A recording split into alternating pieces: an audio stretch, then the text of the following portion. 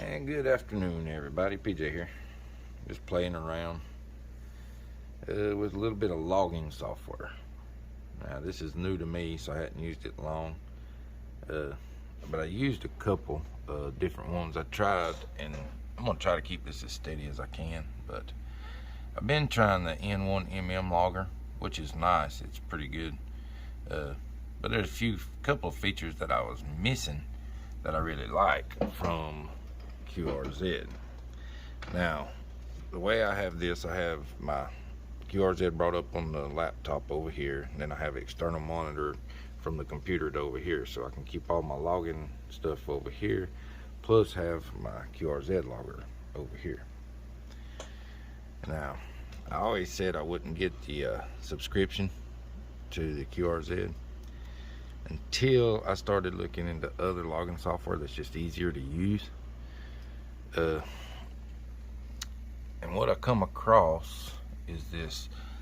I'm using LOG40M 2.260.3. Okay.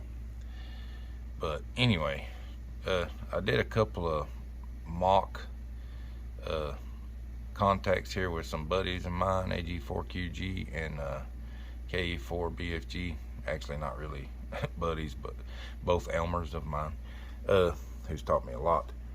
But anyway, what I wanted, and the reason I paid for the subscription to this right here, sorry, my camera's like glitchy-ish kind of stuff, but as I got all my contacts in here already, and I wanted them on there. So the only way to do that, you can import from one to QRZ, but you can't export from QRZ to there. So I was like, okay, it's like $35 a year. So I was like, I'll pay one time just to keep from doing it, because I tried to do it by hand, and man, that was not happening. You had to change everything. You had to change the time. You had to change the date and the time and all that stuff. You had to change all of this. And for 100 and something QSOs was going to be quite a job. So I was like, well, I'll pay for one for a year. Still not sure I'll keep the subscription, but what I've found I like so far is I put in these two contacts here, hit enter, and in just a minute or two it logged it into my QRZ page, so it's there. Now I can take those out. I'll just put them in there as just to test it. They both know it. Well, at least Henry knows it. Roger will know it. He won't care. But anyway, show you a couple of things I like about this over QRZ though, because man, and I know filming a computer screen or a TV screen just does not do well with this. But this just has so much stuff, because basically all you got to do here, I'll put in Henry's again, AG4QG. Now that's all I've done. It's controlled to the radio, so it's on the band and the frequency that I'm on. It's on the mode. Everything that I have set there is up here, so it already knows that. It's logged in there. Grid square, it's got me a 5959. I can leave it there, which is why I understand now why probably a lot of contesters say 5x9, 5x9. That way they don't have to change it, because all they got to do is click enter. Like if I want to log this, I don't have to touch nothing else. All I've done is put it in his call sign. The pictures they get over here are a little misleading, because I don't think that's his at all. So they're just taking pictures from QTH, because you'll see right here it says QTH. It also says when I logged him in or put his call sign up here that I've worked him before. So the green band mode, it says worked, WKD worked. So that's telling me that I've already worked him, which he's in my logbook down there. But I've also got work before up here, and notice that his is up here. It tells me when I worked him, what band I worked him, what mode, everything. So it's already brought that up. QRZ, you can do it. It's a little clunky. This one is all here, and I can change these. So like I've got my logbook here, so I don't need it. you can go to the main, which will show a gray line page. You can go here, and this will show you this one, and it'll show you where he's at. Here, let me let's see, let's get rid of him, and let's put in one I've worked. Let's see, MM0 TFU. Now it's gonna pull him up. Notice it says the band I've worked him before, so I know he's gonna be up here. I've actually worked him twice, a couple of days apart, so it shows it there. Also shows you here on the map, and then you just move this over, shows you where he is on the map and reference to you. You can change all this up here. You can get just his info. It'll show you all of that. I probably shouldn't put that because that's got his address, which you can find that if you went to the thing, but it doesn't matter. And different ones. Stats just show if he has any awards, different things like that that he has. It shows if he's a Log of the World user, QSL Direct, meaning that you can send him a QSL card. It shows you all that. Down here you can change, and I'm not going to go through all this because there's a bunch of stuff in this thing. And even here you can set this up on this side. It's the band thing. It'll log them in over here. I haven't figured out how to do that just yet, and it'll actually show you their call sign that you worked them here, and what band and all that. So that way if you're in a ongoing contest or whatever, it'll show you if you worked them or not and where you worked them at. A lot of stuff, man. I mean, there's a lot of stuff. You can bring up the weather, which is pretty accurate. It says 73 degrees there, which is pretty freaking accurate. That's 73 degrees on the outside one, at least close. So you can bring up weather. You can do the work before again, which is the same screen as this one up here. Let's see, propagation. It'll show you what the propagation's like. I haven't figured out how to really read this just yet. So, but you can do it. You can go to a cluster with your online, where people have already logged themselves into some kind of cluster thing.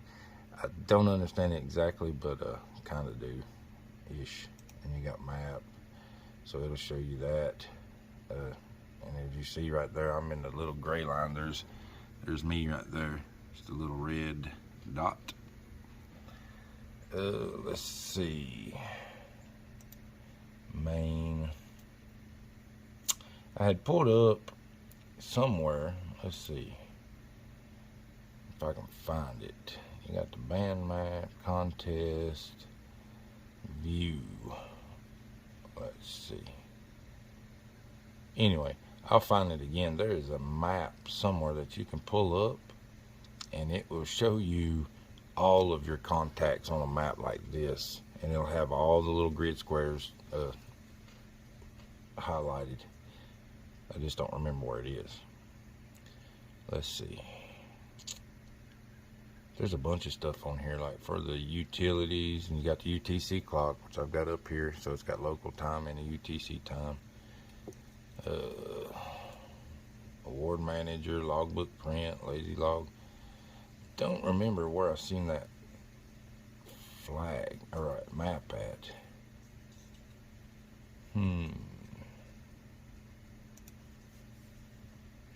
that's not it. QSO grid.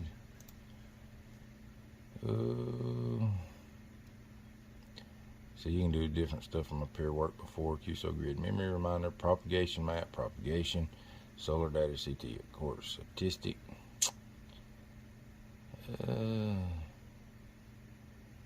I'll find it somewhere, but I'm not exactly sure where it was at. But anyway, it does. It'll show you. So if you want to see what you've worked all over the map, it'll show you. But I'm still figuring it out. Like I say, I used the M1MM for a little while, and it was, I could make a ADI file and then send it to my QRZ and do it like that. But pretty cool. Kind of a little bit more steps than this. So we'll see. Like I say, I don't know if I'll keep the subscription to QRZ. It just depends. But right now, I kind of like the fact that I can just put in their call sign, hit enter. It puts everything else in there for me. Once you hit enter, in just a minute or two, it'll be logged into my QRZ too. So I don't have to make another file that I need to transfer. I just save this one and it duplicates it. So then I also have a backup. So it's going from here to QRZ, which is a backup. Because with paid subscription, I can, if I lose this file, I can just transfer it all back over. But anyway, there's a lot of stuff on here. You can change your elevation, and like if you go into the program configuration, like what I had to do for all that, there's a lot of stuff that you can set and change. Like for your external services, which is where I'm getting from QRZ, map settings, bunch of different stuff. So far, I'm liking it. Now, I think it's only for Windows, so Mac users, I don't think you can use nothing like this. There might be another one that's kind of like it, but I'm not 100% sure on that at all. But I'll play with it a little bit more. But so far, I like it.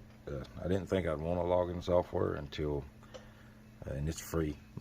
This don't cost anything, but I guess it does if you want to do the QRZ like I did.